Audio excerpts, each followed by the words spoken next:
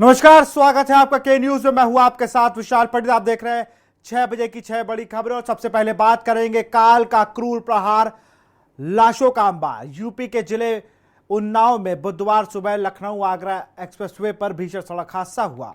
Double decker bus एक tanker से टकरा गई। टकराने के बाद हाईवे पर बस कई बार पलटी। आपको बता दें कि दर्दनाक हादसे में 18 यात्रियों की जान चली गई, जबकि 19 से अधिक यात्री घायल हो गए। घायलों को अस्पताल में भर्ती कराया गया। वहीं पुलिस ने शवों को कब्जे में लेकर जांच शुरू कर दी है। जानकारी के मुताबिक double decker bus UP 95 T4720 Bihar के राजधानी शिवगढ़ से राजधानी दिल्ली जा रही थी। जैसे ही sleeper bus Lucknow Agra expressway पर बेहटा मुजवार थाना इलाके में हवाई पट्टी पर पहुंची तो दूध से भरे टैंकर से भिड़ गई। टक्कर इतनी जोरदार थी कि बस के परखच्चे उड़ गए, जिसमें जगह जगह हादसा हुआ। वहां लाशों का अंबार लग गया। सड़क पर लाश ही लाश दिखाई दे रही थी।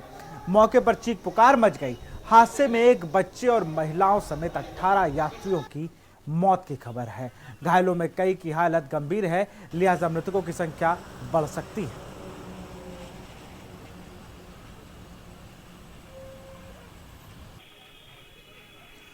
तो उन्नाव एक्सप्रेसवे पर यह दर्दनाक हादसा हुआ है।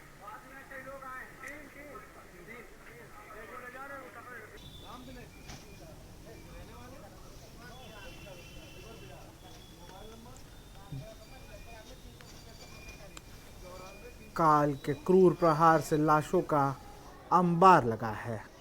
तो बड़ा हादसा हुआ है उन्नाव आगरा एक्सप्रेसवे पर। यहाँ पर 18 लोगों की मौत हो गई है। 2 टैंकर और बस में ये टक्कर हुई थी।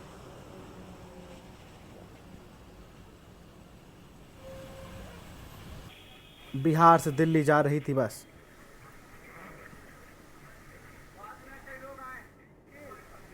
ये तस्वीरें हैं उस वक्त की जब यह हादसा हुआ।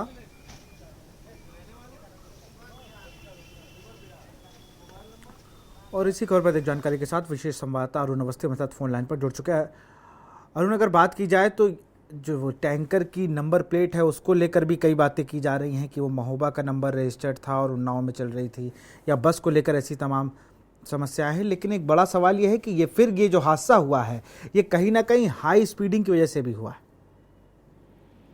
बिल्कुल, अगर बात करें इस हादसे को लेकर के तो निश्चित रूप से जिस तरीके से मौतें हुई हैं और जिस तरीके से लोग घायल हुए हैं, उसके बाद प्रशासन जागा है और प्रशासन की तरफ से, जिलाधिकारी की तरफ से एक जांच का आदेश दिया गया है।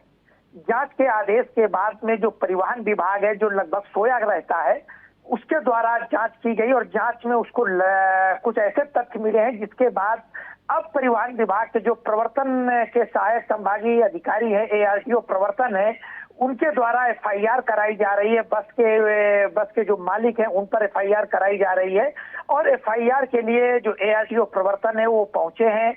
वो इस समय बेहटा मुजावर थाने में बैठे हुए हैं और FIR की बात कर रहे हैं।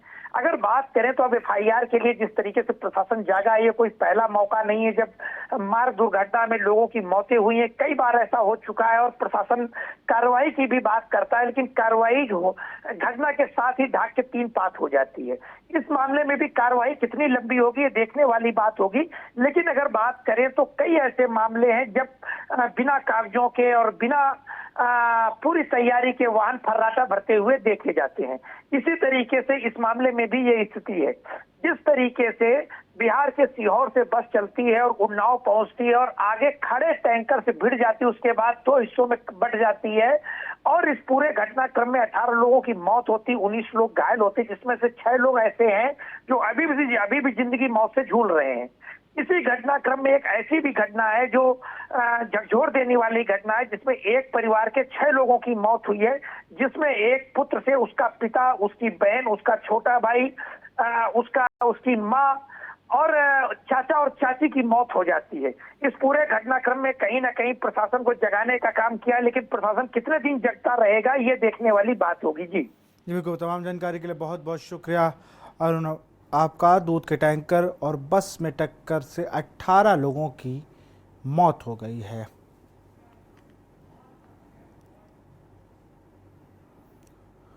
और अब बात करेंगे बाढ़ का कहर, हवाई नजर।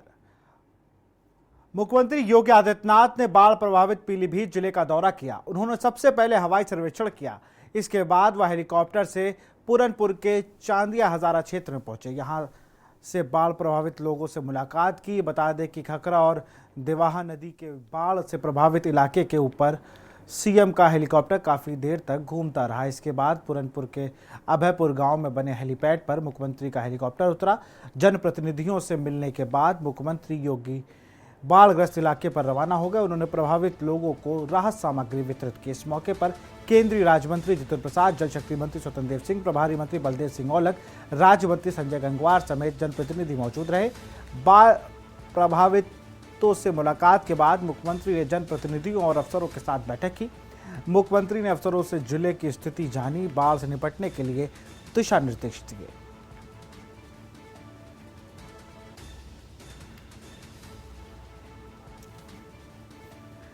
और इसी खबर पर अधिक जानकारी के साथ संदीप मिश्रा हमारे संवाददाता लखनऊ से जुड़ गए हैं। संदीप, हवाई सर्वेक्षण करके बाढ़ग्रस्त इलाकों का जायजा लिया है सीएम योगी आदित्यनाथ ने।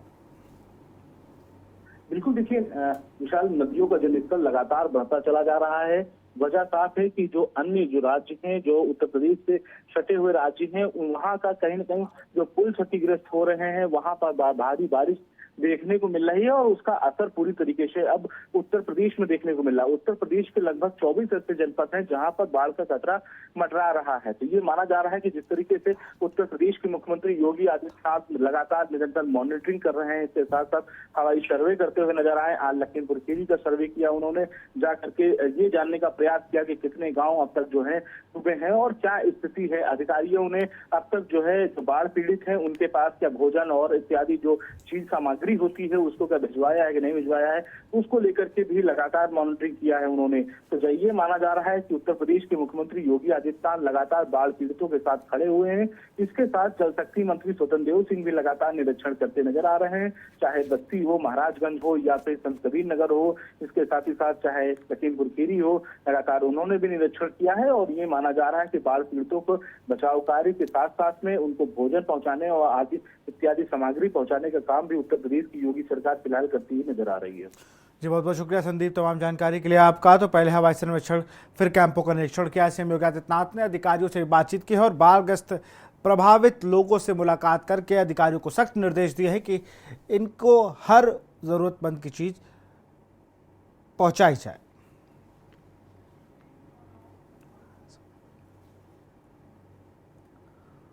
और अब बात करेंगे नीतीश का दाव, विधानसभा चुनाव।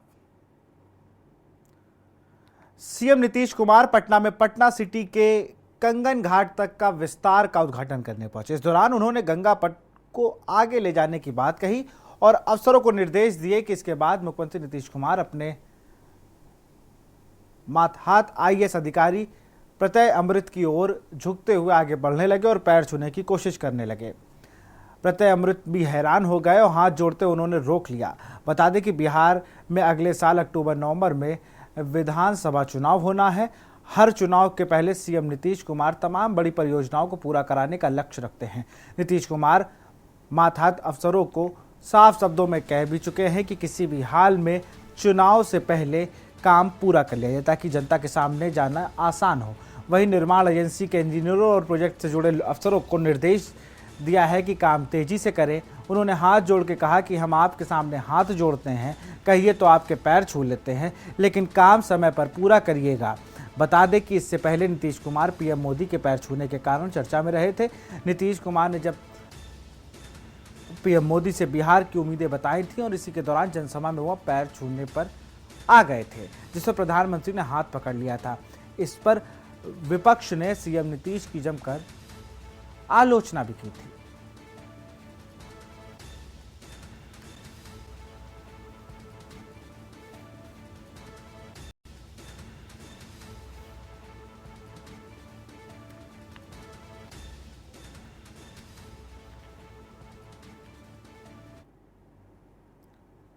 और अब बात करेंगे रिपोर्ट पर सवाल, क्लीन चिट का प्रयास।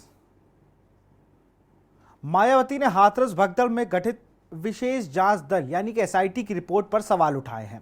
मायावती ने कहा कि एसआईटी की यह रिपोर्ट घटना की गंभीरता के हिसाब से नहीं है, बल्कि राजनीति से प्रेरित ज्यादा है। मायावती ने एक्स पर पोस्ट करते हुए लिखा कि मुख्य आयोजक सूरज पाल उर्फ भोले बाबा की भूमिका के बारे में एसआईटी की खामोशी भी चिंता का कारण है। उन्होंने कहा कि सूरज पाल पर कड़ी कार्रवाई के बजाय उससे क्लीन चिट देने का प्रयास किया गया है। हाथरस में सत्संग भगदड़ कांड में हुई 121 निर्दोष महिलाओं व बच्चों की आदि की दर्दनाक मौत पर सरकारी लापरवाही का जीता जाता प्रमाण है। सरकार जरूर ध्यान दे ताकि ऐसी घटनाएं दोबारा ना हो। बता दें कि विशेष जांच दल यानी एसआईटी की रिपोर्ट में कहा गया है कि घटना के पीछे कार्यक्रम के आयोजकों की लापरवाही मुख्य वजह है। साथ ही एसआईटी ने स्थानीय प्रशासन को भी जिम्मेदार माना है। मालूम हो कि एसआईटी की पूरी रिपोर्ट में कहीं भी नारायण सरकार, हरि, सूरजपाल उर्फ भोले बाबा का जिक्र नहीं है।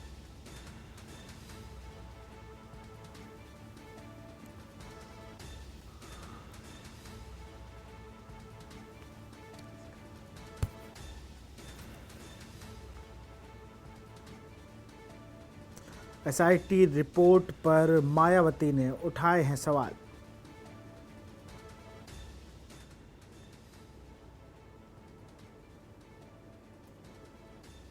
हाथरस भगदड़ कांड में 121 लोगों की हुई थी मौत। और इसी खबर पर अधिक जानकारी के साथ कौशलेंद्र उपाध्याय हमारे साथ फोन लाइन पर जुड़ चुके हैं। कौशलेंद्र, मायावती इकलौती ऐसी मुझे लगता है राजनेता हैं जो खुलकर इस पर आ रही हैं और लगातार वो बाबा पे कार्रवाई करने की बात करते नजर आ रही हैं। जी बिल्कुल, देखिए आपको बताएं कि जिस तरह से जब घटना हुई हाथरस कांड जो हुआ जिसमें 121 लोगों की मौत हो गई और कई लोग घायल हो गए, उसके बाद देखिए तमाम जो राजनीतिक दल थे कहीं न कहीं जो है उसमें राजनीति की रोटियां सेकना शुरू कर दिए थे, चाहे वो सत्ता पक्ष हो चाहे वो विपक्ष हो। लेकिन देखिए बसपा सुप्रीमो मायावती ने जब एसआईटी की जांच जो हुई थी, जो रिपोर्ट आई है उसमें जो कार्रवाई की बात की गई, उसके बाद जिन लोगों को आरोपी बनाएगा उस पर उन्होंने सवाल उठाया कि आखिर में इतनी लोगों की मौत के बाद जो है भोले बाबा पे सरकार क्यों एक्शन नहीं ले रही है। ये भी बहुत बड़ा जो है राजनीतिक प्रेरित एक जो है जांच लग रही है। लेकिन अगर बात की जाए बसपा मायावती, जब घटना हुई थी घटना के बाद से ही उन्होंने इस पे मुखर होकर बोला। और जहां तक बात है जांच की, चाहे वो न्यायिक जांच हो चाहे जो भी गठित कमेटी की गई थी, उस पे भी मुख्यमंत्री को लेकर मायावती ने बात कही इनको प्रेस दिया कि अगर आप जो है इस जांच को सही ढंग से करना चाहते हैं और एक्शन लेना, जो आरोपी हैं उन पे कार्रवाई करना चाहते हैं, पहली बात तो राजनीति वाला खेल इसमें बंद होना चाहिए। बहुत बहुत शुक्रिया कौशलेंद्र तमाम जानकारी के लिए आपका।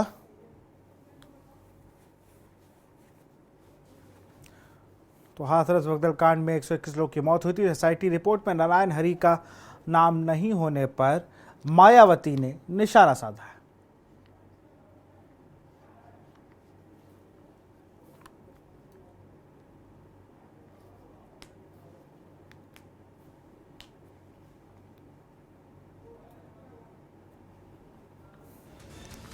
हाथरस भगदड़ कांड में को लेकर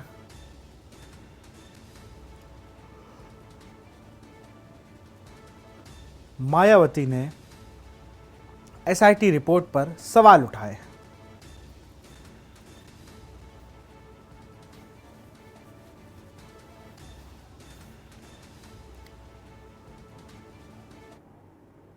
और अब बात करेंगे गुजारे का मसला, एससी का फैसला। आपको बता दें, सुप्रीम कोर्ट ने बुधवार को मुस्लिम महिलाओं के हक में एक बड़ा फैसला सुनाया है। अदालत ने कहा है कि कोई भी मुस्लिम तलाकशुदा महिला पति से गुजारे भत्ते की मांग कर सकती है। इसके लिए महिलाएं सीआरपीसी की धारा 125 के तहत याचिका दायर कर सकती है। शीर्ष अदालत ने कहा कि यह धारा सभी विवाहित महिलाओं पर लागू होती है, चाहे वह किसी भी धर्म की हो। जस्टिस बीवी नागरत्ना और जस्टिस ऑगस्टीन जॉर्ज मसीह ने फैसला सुनाते हुए कहा कि मुस्लिम महिला भरण पोषण के लिए कानूनी अधिकार का इस्तेमाल कर सकती हैं। वो इससे संबंधित दंड प्रक्रिया संहिता धारा 125 के तहत याचिका दायर कर सकती हैं। दरअसल अब्दुल समद नाम के एक मुस्लिम शख्स ने पत्नी को गुजारा भत्ता देने के तेलंगाना हाईकोर्ट के आदेश को सुप्रीम कोर्ट में चुनौती दी थी। सुप्रीम कोर्ट में शख्स ने दलील दी थी कि तलाकशुदा मुस्लिम महिला सीआरपीसी की धारा 125 के तहत याचिका दायर करने की हकदार नहीं है। महिला को मुस्लिम महिला अधिनियम 1986 अधिनियम के प्रावधानों के तहत ही चलना होगा। बहरहाल ऐसे में ही कोर्ट के सामने सवाल था कि इस केस में मुस्लिम महिला अधिनियम 1986 को प्राथमिकता मिलनी चाहिए या सीआरपीसी की धारा 125 को।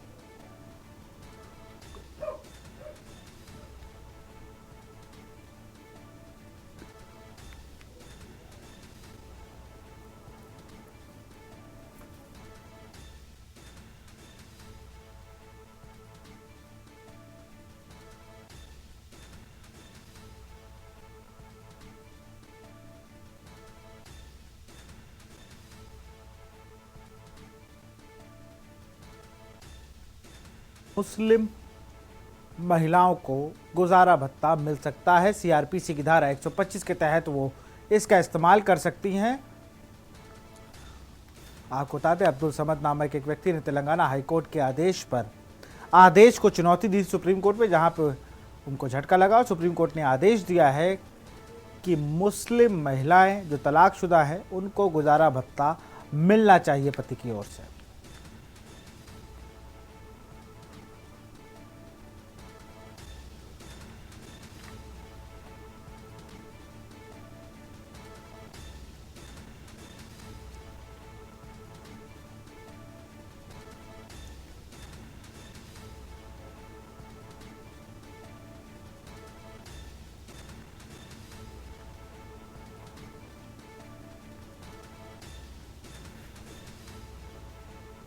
कोर्ट की टिप्पणी, यहां कोई दान अधिकार नहीं है।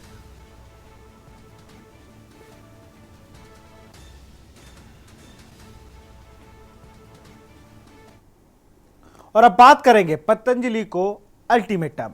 योग गुरु रामदेव की परेशानियां कम होने का नाम नहीं ले रही हैं। सुप्रीम कोर्ट ने रामदेव के पतंजलि आयुर्वेद लिमिटेड को एक हलफनामा दाखिल करने को कहा, जिसमें उन्होंने कहा है कि उन 14 प्रोडक्टों के विज्ञापन वापस लिए गए हैं या नहीं, जिनकी मैन्युफैक्चरिंग लाइसेंस शुरू में निलंबित किए गए थे और बाद में बहाल कर दिए गए थे।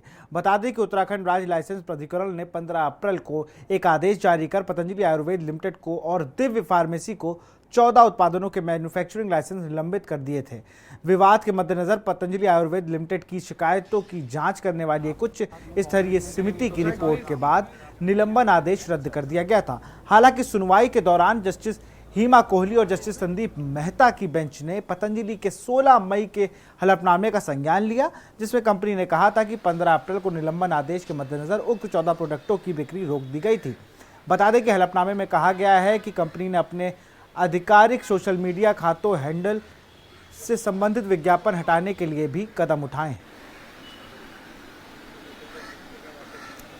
तो पतंजलि पर लगातार जो कोर्ट का शिकंजा है वो कसता जा रहा है।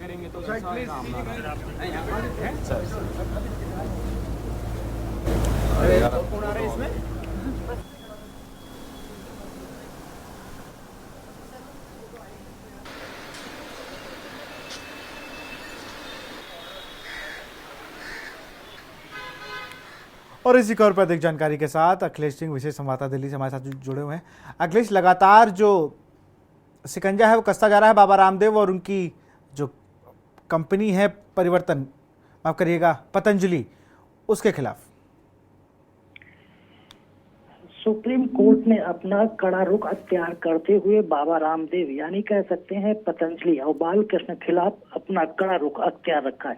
सुप्रीम कोर्ट ने पिछली सुनवाई में आदेश दिया था कि जो उत्तराखंड का राज्य राष्ट्रीय लाइसेंस प्राधिकरण है जो निरस्त किया है जिन 14 उत्पादों को उनका विज्ञापन रोका चाहिए, भ्रामक विज्ञापन है उसको करना चाहिए। सूचना प्रसारण मंत्रालय सरकार भारत सरकार के वेबसाइट पर भी इसको जारी किया जाना चाहिए। उसके साथ साथ जो प्रोडक्ट आपके मार्केट में जितने भी फ्रेंचाइजी 5600 कुछ इनके फ्रेंचाइजी सेंटर्स हैं, उन सेंटर्स से उनके उत्पादों को भी हटाने के लिए कहा था और इसको लेकर पतंजलि को एक हलफनामा भी सुप्रीम कोर्ट में दाखिल करना था। पतंजलि की तरफ से सुप्रीम कोर्ट में पतंजलि की तरफ से एक हलफनामा दाखिल करके बताया गया है कि उन्होंने भारत सरकार की जो सूचना एवं प्रसारण मंत्रालय की वेबसाइट है उसको भी उन्होंने इसके संबंध में जानकारी दे दी, वहां से भी वो जानकारी प्रकाशित भारत सरकार करेगा। इसके साथ ही साथ उन्होंने अपने सोशल मीडिया अकाउंट से भी इसको लेकर उन्होंने प्रसारित किया है। इसके साथ ही उनके जितने भी फ्रेंचाइजी सेंटर करीब 5000 से अधिक हैं, उन सभी सेंटरों पर जो प्रतिबंधित उत्पाद हैं जिनकी लाइसेंस निरस्त की है, जिनकी बिक्री पर रोक लगाई गई, उन सभी उत्पादों को उन फ्रेंचाइजी के जितने भी इनके शॉपकीपर्स हैं उन सभी शॉप से उनको हटाया जा रहा है। फ्रेंचाइजी प्लेटफॉर्म से उनको हटाकर तुरंत वापस लेने के लिए भी हलफनामा किया गया है कि वो इस पर भी अपना काम कर रहे हैं। प्रचार प्रसार पर प्रतिबंध और उसके साथ ही साथ बिक्री पर रोक, और जो हलफनामा दाखिल किया है उसमें बताया गया है कि वो 2 सप्ताह के अंदर सारा का सारा प्रोडक्ट सभी फ्रेंचाइजी केंद्रों से हटा लेंगे।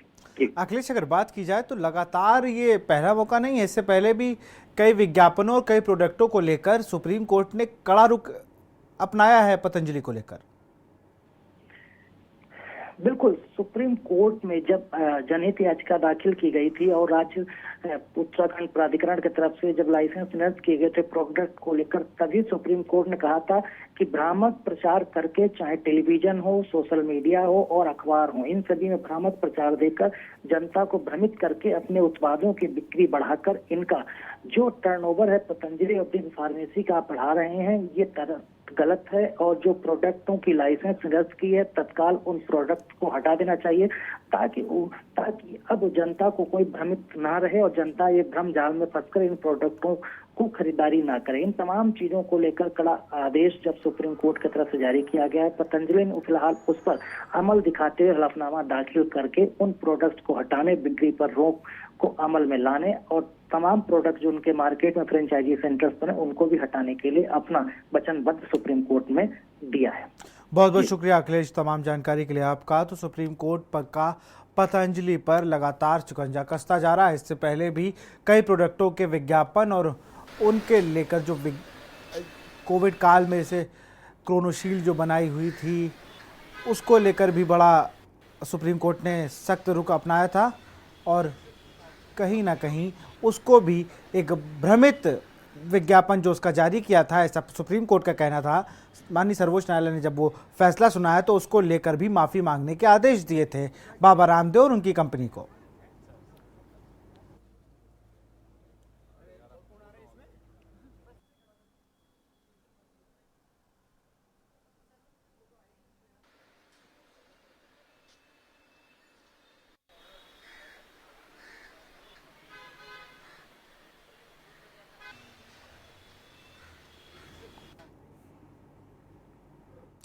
तो फिलहाल इस कार्यक्रम में इतना ही। देखते रहिए के न्यूज़ इंडिया। नमस्कार।